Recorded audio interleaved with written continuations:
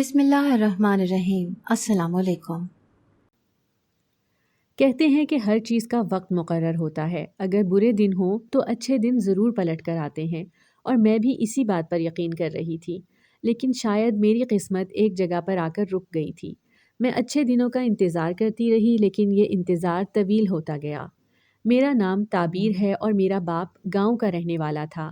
ابا کے باپ دادا خاندانی امیر تھے، لیکن جب دادا اور ان کے بھائیوں میں زمینوں اور جائیداد کا بٹوارا ہوا تو ان کے بھائی کے حصے میں ایک گاؤں کی سرداری آئی اور دوسرے بھائی کے حصے میں دوسرے گاؤں کی سرداری آئی، اور اب بھی سرداری اور جائیداد نسل در نسل چلتی آ رہی تھی، اور میرے دادا کے بعد میرے تایا گاؤں کی سرداری کے فرائض سر انجام دے رہے تھے۔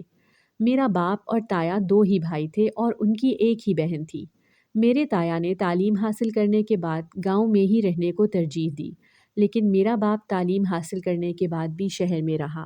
میرے دادا نے میرے باپ کو اس بات پر راضی کرنے کی کوشش کی کہ تم بھی گاؤں آؤ اور اپنے معاملات کو دیکھو، لیکن میرے باپ کا گاؤں میں دل نہیں لگتا تھا۔ انہوں نے شہر میں اپنے بہت سے دوست بنا لیے تھے اور وہ ہر وقت اپنے دوستوں میں ہی مصروف رہتے، لیکن ہر ہفتے وہ گاؤں کا ایک چکر ضرور لگا لیتے تھے اور میرے دادا سے پیسے لے لیتے تھے۔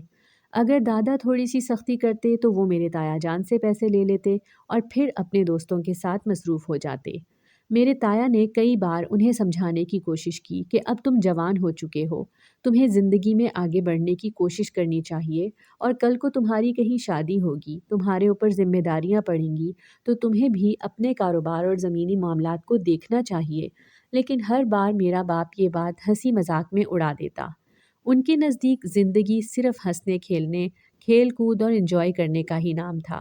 اسی طرح وقت گزرتا رہا تو میرے دادا نے سوچا کہ کیوں نہ اس کی شادی کر دی جائے تاکہ یہ گھر میں ٹک سکے۔ اس طرح انہوں نے میری تائی کی بہن کو میرے باپ کے لیے پسند کیا۔ میری تائی بھی بہت ہی نیک اور سمجھدار خاتون تھی، تو میرے دادا نے سوچا کہ جس طرح ان کی یہ بہو نیک اور سمجھدار ہے، اسی طرح اس کی بہن بھی آئے گی اور اس کو سدھار لے گی۔ لیکن یہ ان کی خام خیالی ہی رہی۔ میرے دادا نے میرے باپ کو گھر بلایا اور اسے کہا کہ اگر تم نے اپنے آپ کو نہ سدھارا تو میں تمہیں خرچہ وغیرہ دینا بند کر دوں گا۔ میرے دادا نے انہیں کہا کہ میں نے تمہاری شادی کرنے کا فیصلہ کیا ہے، تو میرے باپ نے اس بات کو ماننے سے انکار کر دیا۔ لیکن میرے دادا نے انہیں دھمکیاں دیں، جس کی وجہ سے میرے باپ نے مجبور ہو کر ان کی بات مان لی۔ میرے باپ نے شادی تو کر لی، لیکن وہ اپنی بیوی کے ساتھ بالکل بھی اچھا سلوک نہ کرتے۔ ہر وقت انہیں ان پڑھ ہونے کا طعنہ دیتے، حالانکہ وہ میٹرک پاس تھیں، پھر بھی انہیں ان پڑھ کا ہی طعنہ ملتا تھا۔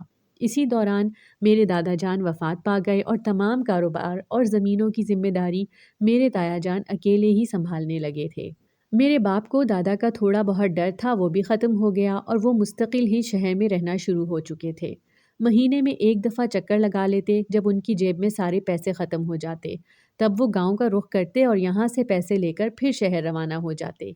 میری تائی جب اپنی بہن کو دکھی دیکھتی تو ان کی آنکھوں میں آنسو دیکھتی تو انہیں تکلیف ہوتی تھی۔ انہیں لگتا تھا کہ انہیں اپنی بہن کی شادی یہاں نہیں کرنی چاہیے تھی، اسی لیے انہیں اپنے فیصلے پر افسوس ہونے لگا۔ انہوں نے کئی بار تایا جان سے کہا کہ آپ اپنے بھائی کو سمجھائیں کہ وہ میری بہن کے ساتھ ہنسی خوشی زندگی گزارے، نہیں تو ہم اپنی بہن کا خیال رکھنے کے لیے موجود ہیں۔ میرے تایا نے ابا کو کئی دھمکیاں دیں، حتیٰ کہ انہیں جائیداد سے آگ کرنے کی بھی دھمکی دی، جس کے ڈر سے وہ طلاق تو نہ دے سکے، لیکن اپنی بیوی کے ساتھ ان کا رویہ بہت ہی برا تھا۔ اسی دوران انہیں خوشخبری ملی کہ وہ ماں بننے والی ہیں۔ گھر والوں کا یہی خیال تھا کہ یہ خوشخبری سن کر شاید میرا باپ بدل جائے، شاید آنے والی اولاد ہی ان کو سدھار دے۔ مگر میرے باپ کو جب یہ خبر ملی کہ وہ باپ بننے والے ہیں تو انہوں نے کسی بھی خوشی کا اظہار نہ کیا۔ اسی طرح وقت گزرتا رہا اور میں پیدا ہوئی۔ گھر بھر میں خوشی کی لہر دوڑ گئی۔ میرے تایا جان کے 3 بیٹے تھے، ان کی کوئی بھی بیٹی نہیں تھی، تو میری تائی اور تایا جان بہت خوش ہو رہے تھے کہ ان کے بھائیوں کی ایک بہن آ چکی ہے۔ لیکن میرے باپ نے میری طرف دیکھنا بھی گوارا نہ کیا۔ میری ماں نے اس دن میرے باپ سے کہا کہ یہ آپ کی بیٹی ہے، آپ کا خون ہے، آپ ایک دفعہ تو اسے اٹھا کر دیکھیں، لیکن میرے باپ نے نفرت سے منہ پھیر لیا۔ میرے تایا جان نے میری ماں سے کہا کہ تمہیں پریشان ہونے کی کوئی ضرورت نہیں ہے، میں تمہارے سر پر موجود ہوں۔ میری ماں تو خاموش ہو گئی، لیکن وہ شوہر کی محبت حاصل نہ کر سکی۔ میرے تایا جان کے کانوں میں اڑتی اڑتی خبر پڑ رہی تھی کہ میرا باپ بری صحبت میں بیٹھنا شروع ہو گیا ہے۔ وہ ایسی جگہوں پر جانے لگا ہے جہاں پہ شریف لوگ جانا بھی جرم سمجھتے ہیں، اور اس کی دوستی بہت ہی برے لوگوں میں اٹھنا بیٹھنا ہو گیا ہے۔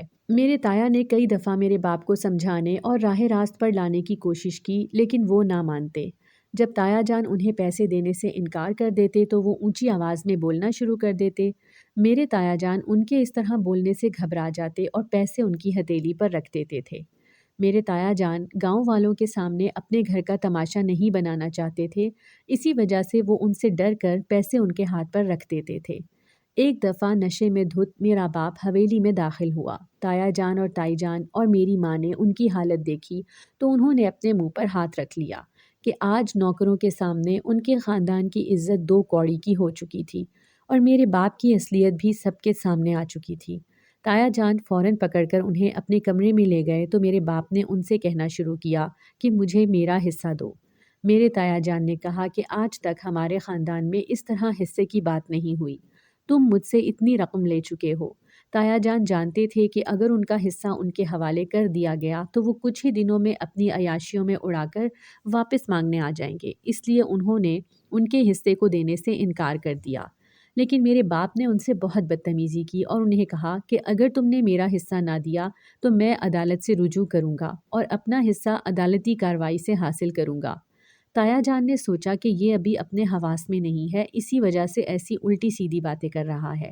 جب حواس بحال ہوں گے تو اس کو معلوم ہوگا کہ یہ کیا کچھ کہہ چکا ہے، لیکن یہ میرے تایا جان کی غلط فہمی ہی رہی۔ اگلے دن جب میرا باپ ہوش میں آیا تو اس نے پھر سے اسی بات کا مطالبہ کیا۔ تایا جان نے سوچا کہ اگر ان کا حصہ ان کے حوالے نہ کیا گیا تو یہ آئے دن گاؤں میں تماشا کریں گے، اور اس بات کو لے کر تایا جان بہت ہی محتاط تھے۔ انہوں نے میرے باپ کا جائیداد اور زمینوں میں سے جو حصہ بنتا تھا وہ ان کے حوالے کر دیا اور میرے باپ سے کہا کہ میں نے تمہارا حصہ تمہارے حوالے کر دیا ہے، اب اپنی بیٹی اور بیوی کی بھی ذمہ داری سنبھالو۔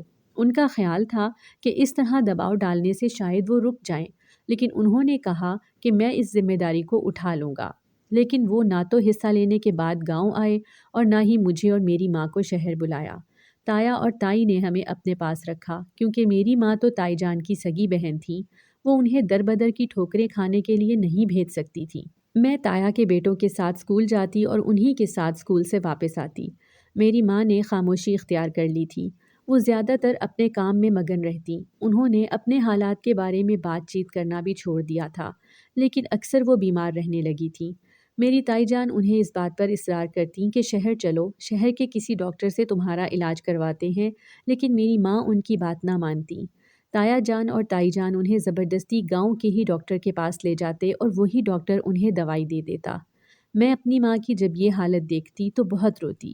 میں نے کئی بار اپنی اماں سے اپنے باپ کے بارے میں سوال کیا تو انہوں نے یہی کہا کہ تمہارا باپ زندہ ہے، لیکن کہاں ہے اس بارے میں ہم نہیں جانتے۔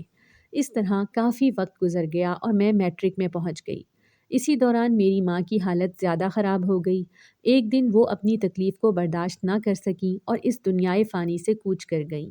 میرے تایا جان نے میرے باپ کے کئی دوستوں سے رابطہ کرنے کی کوشش کی تاکہ کسی نہ کسی طرح ان سے رابطہ ہو سکے، لیکن میرے باپ کا کسی کو کوئی علم نہیں تھا کہ زمین کھا گئی یا آسمان نکل گیا۔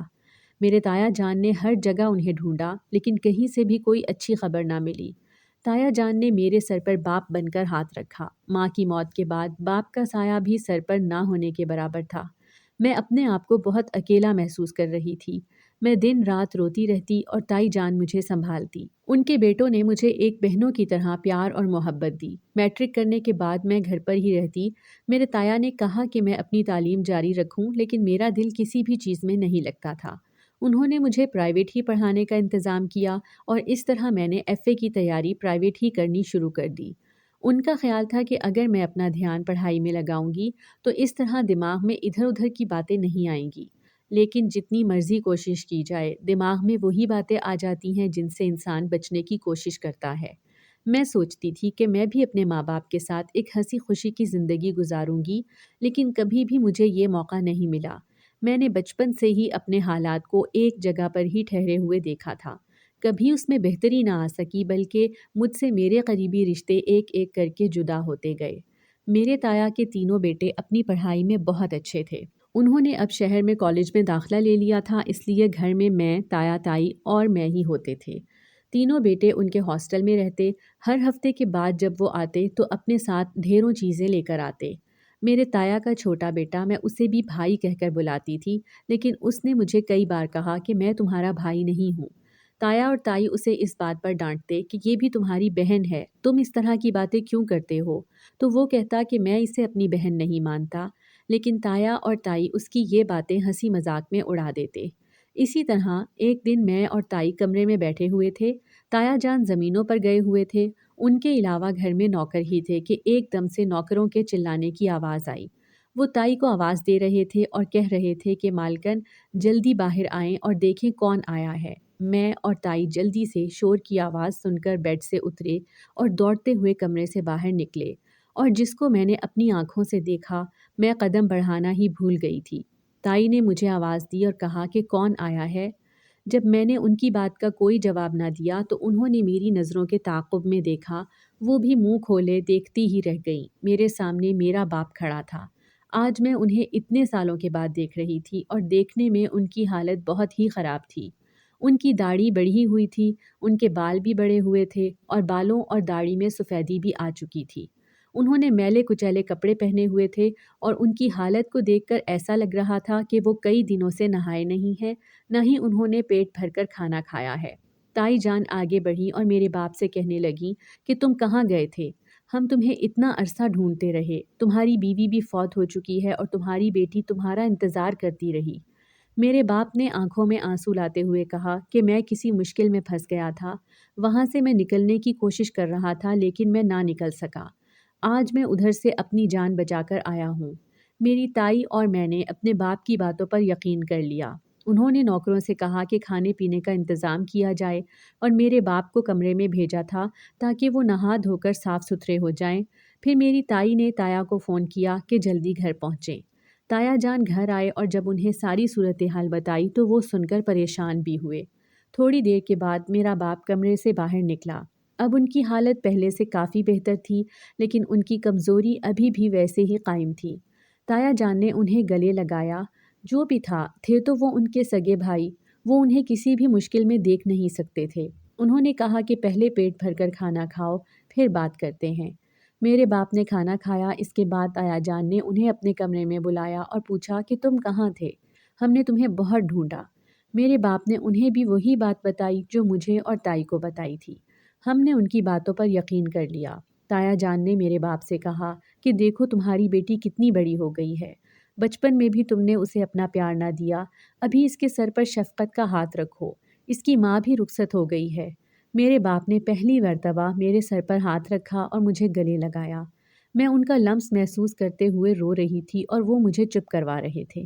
میرے تایا اور تائی کی آنکھوں میں بھی آنسو آ گئے کہ اگر میری ماں موجود ہوتی تو وہ یہ منظر دیکھ کر بہت ہی خوش ہوتی، لیکن یہ وقت بہت ہی دیر سے آیا تھا اور اس چیز کے لیے میں نے بہت انتظار کیا تھا۔ کافی دن میرے باپ حویلی میں رہے، لیکن اب وہ پہلے سے زیادہ خاموش ہو چکے تھے۔ تایا جان انہیں اپنے ساتھ زمینوں میں لے جاتے۔ ایک دن تایا جان نے میرے باپ سے پوچھا کہ تم نے اپنا حصہ لے کر کیا کیا؟ تو میرے باپ نے کہا کہ میں شہر میں اپنا کاروبار شروع کر چکا ہوں، اب میں نے جا کر وہی کاروبار سنبھالنا ہے۔ تو میرے تایا نے کہا کہ میری مانو تو ادھر ہی واپس آ جاؤ، لیکن میرے باپ نے ان کی ایک نہ مانی۔ ایک دن انہوں نے کہا کہ میں واپس جانا چاہتا ہوں اور اپنی بیٹی کو بھی اپنے ساتھ لے جانا چاہتا ہوں۔ جب یہ الفاظ تایا اور تائی نے ان کے منہ سے سنے تو انہیں شدید پریشانی ہوئی۔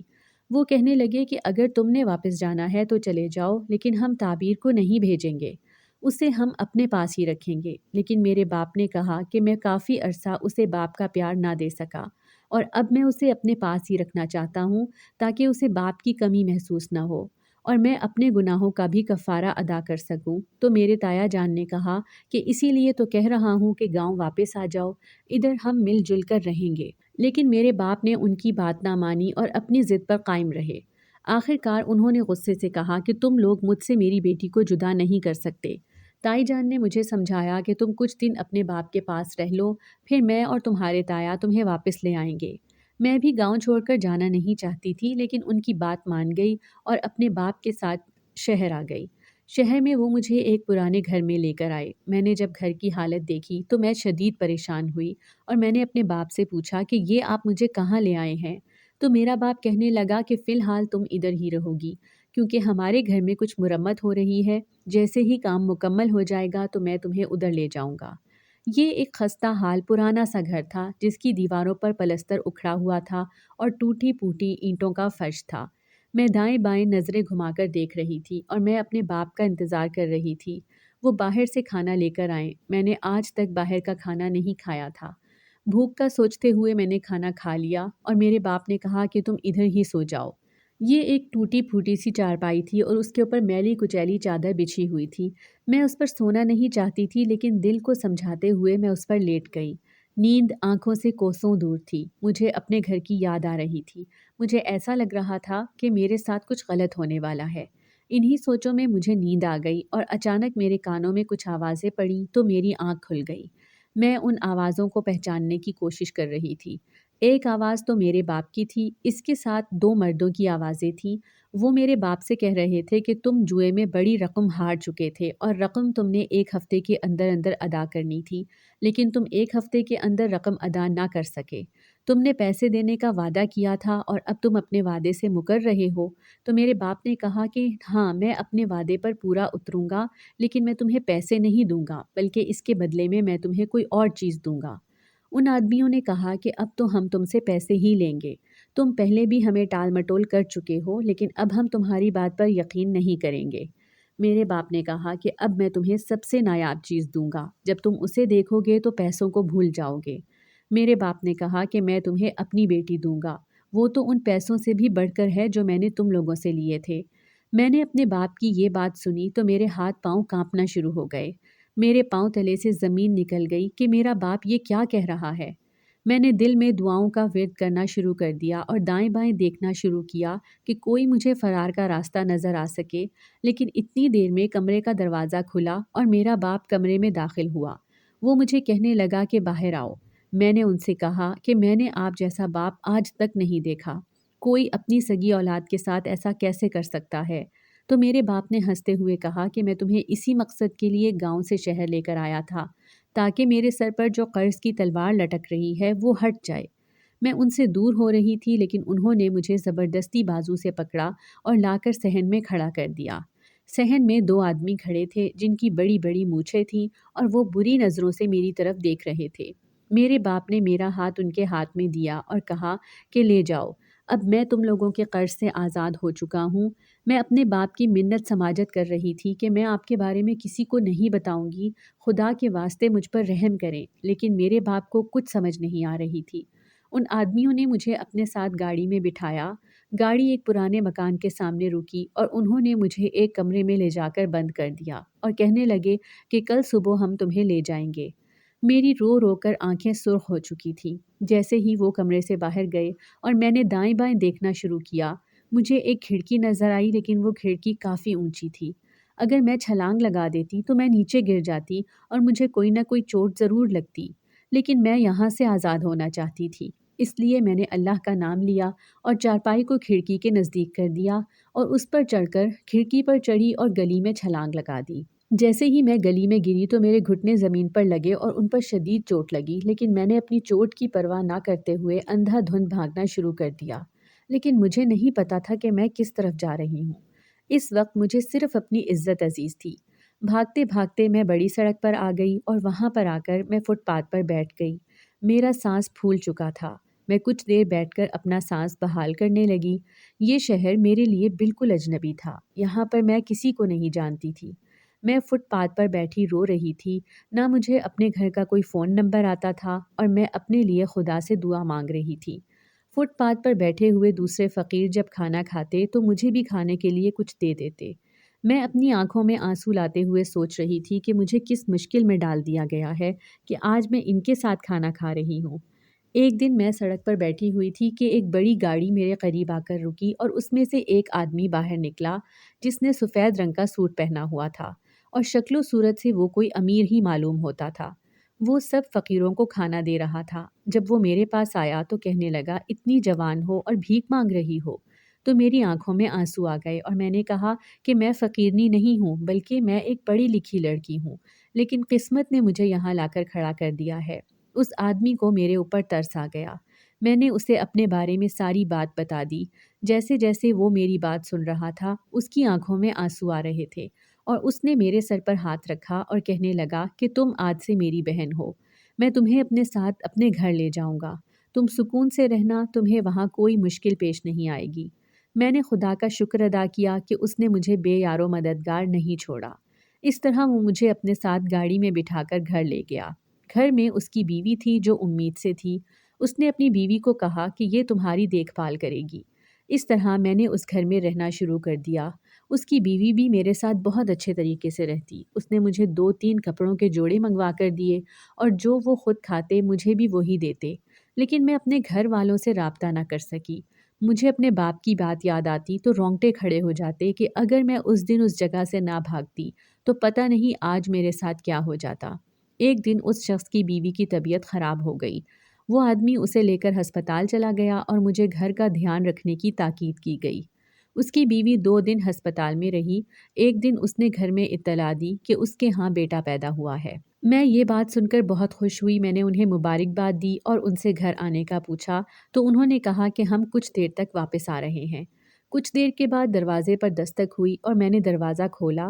اس آدمی نے اپنے ہاتھوں میں اپنے بچے کو اٹھایا ہوا تھا اور اس کا چہرہ ڈھکا ہوا تھا۔ میں خوشی خوشی اس بچے کو پکڑنے کے لیے آگے بڑھی، لیکن اس نے مجھے منع کر دیا اور کہنے لگا کہ ابھی ٹھہر جاؤ۔ اس نے بچے کے چہرے سے کپڑا ہٹایا تو میرے منہ سے چیخ نکلی کیونکہ اس بچے کا چہرہ نیلا پڑ چکا تھا اور بچے کو سانس بھی نہیں آ رہا تھا۔ اس آدمی نے بتایا کہ بچہ پیدا ہوتے ہی فوت ہو چکا ہے۔ مجھے یہ بات سن کر بہت افسوس ہوا۔ اس کی بیوی اور وہ آدمی بہت رو رہے تھے۔ میں نے انہیں دلاسا دیا اور انہیں کہا کہ اسی میں خدا کی رضا تھی۔ میں ان کے کھانے پینے کا خیال رکھتی رہی اور انہیں تسلی دیتی رہی۔ اس طرح کافی دن گزر گئے۔ ایک دن وہ آدمی کہنے لگا کہ تم مجھے اپنے گھر والوں کا پتہ بتاؤ تاکہ میں ان سے رابطہ کر سکوں، لیکن مجھے تو اپنے گاؤں کا ہی نام آتا تھا۔ میں نے انہیں اپنے تایا کا نام بھی بتایا اور دعا کرنے لگی کہ میرے تایا جان کا پتہ چل جائے تاکہ وہ مجھے آ کر لے جائیں۔ کافی دن گزر گئے۔ ایک دن وہ آدمی آیا اور مجھے کہنے لگا کہ تمہیں مبارک ہو، تمہارے گھر والوں کا پتہ چل چکا ہے۔ اس کے ساتھ میرے تایا جان بھی تھے۔ جب میں نے اپنے تایا جان کو دیکھا تو میں فوراً بھاگتے ہوئے ان کے گلے لگ گئی اور رونا شروع ہو گئی۔ انہوں نے میرے سر پر ہاتھ رکھا اور مجھے چپ کرواتے رہے۔ میں کافی دیر ان کے گلے لگ کر روتی رہی۔ کافی دیر کے بعد ان سے الگ ہوئی اور انہوں نے مجھے بٹھایا اور پانی پلایا اور کہنے لگے کہ تمہیں پریشان ہونے کی ضرورت نہیں، اب میں آ گیا ہوں۔ اس طرح میرے تایا جان نے اس آدمی کا شکریہ ادا کیا کہ اس نے میری حفاظت کی اور مجھے اپنے گھر میں پناہ دی۔ میرے تایا جان مجھے اپنے ساتھ لے کر گاؤں واپس آ گئے۔ گھر میں تائی جان کو ساری بات کا علم ہوا تو وہ بہت پریشان ہوئی کہ کوئی سگا باپ اپنی اولاد کے ساتھ ایسا کر سکتا ہے۔ میں اس آدمی کا شکریہ ادا کرتی رہی جس نے مجھے اپنے گھر میں پناہ دی۔ میرے سگے باپ نے مجھے بیچ دیا۔ میرے تایا اور تائی خدا کا شکر ادا کرتے کہ میں غلط ہاتھوں میں جانے سے بچ گئی۔ میرے تایا کے بیٹوں کو جب اس بات کا علم ہوا تو وہ بھی میرے پاس آئے اور وہ بھی بہت پریشان ہو رہے تھے۔ میں نے اپنی تائی جان سے پوچھا کہ میرا باپ دوبارہ گاؤں آیا تھا تو تایا جان نے کہا کہ تمہارا باپ دوبارہ گاؤں نہیں آیا، اور اگر وہ آ بھی جاتا تو اس دفعہ وہ زندہ نہ بچتا، میں خود اپنے ہاتھوں سے اسے مار دیتا۔ اس نے جو حرکت کی ہے وہ زندہ رہنے کے قابل ہی نہیں ہے۔ میں اس واقعے کو کافی عرصہ نہیں بھلا سکی۔ میرے تایا تائی نے یہ فیصلہ کیا کہ اب میری جلد از جلد شادی کر دی جائے تاکہ کل کو اگر میرا باپ دوبارہ آ کر مجھ پر اپنی ولدیت کا حق جتائے تو اس سے بہتر ہے کہ تمہارا نکاح کر دیا جائے اور تمہیں تمہارے شوہر کے حوالے کر دیا جائے۔ میرے تایا جان نے فیصلہ کیا کہ وہ اپنے چھوٹے بیٹے کا نکاح مجھ سے کر دیں گے، لیکن میں اس سے شادی کرنے پر راضی نہ تھی کیونکہ میں اسے اپنا بھائی سمجھتی تھی۔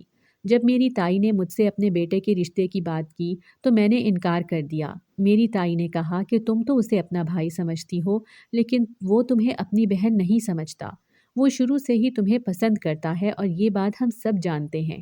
میں نے جب یہ بات سنی تو میرا منہ کھلے کا کھلا رہ گیا۔ میری تائی جان نے کہا کہ میں بہتر وقت کا انتظار کر رہی تھی کہ تم تھوڑی بڑی ہو جاؤ، پھر ہی اس بارے میں بات ہوگی۔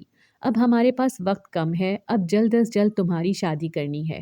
میں ان کی بات سن کر خاموش ہو گئی کہ میں ان کے گھر میں رہ رہی ہوں، بچپن سے ہی میں نے انہیں ماں اور باپ مانا ہے، تو ان کے فیصلے سے میں انکار کیسے کر سکتی تھی؟ اس طرح میرا نکاح تایا کے بیٹے سے کر دیا گیا، لیکن ابھی فی الحال رخصتی نہیں کی گئی تھی کیونکہ ابھی تو بڑے بیٹوں کی شادی ہونی باقی تھی۔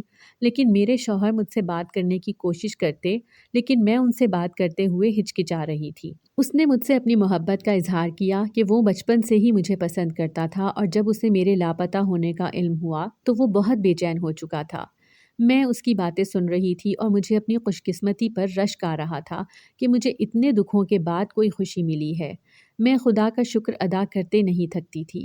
ایک دن حویلی میں زور زور سے شور اٹھا تو سب نے دیکھا کہ میرا بابا باہر کھڑا ہے اور اس کے ساتھ وہی 2 آدمی تھے جن کو میرے بابا نے مجھے بیچ دیا تھا۔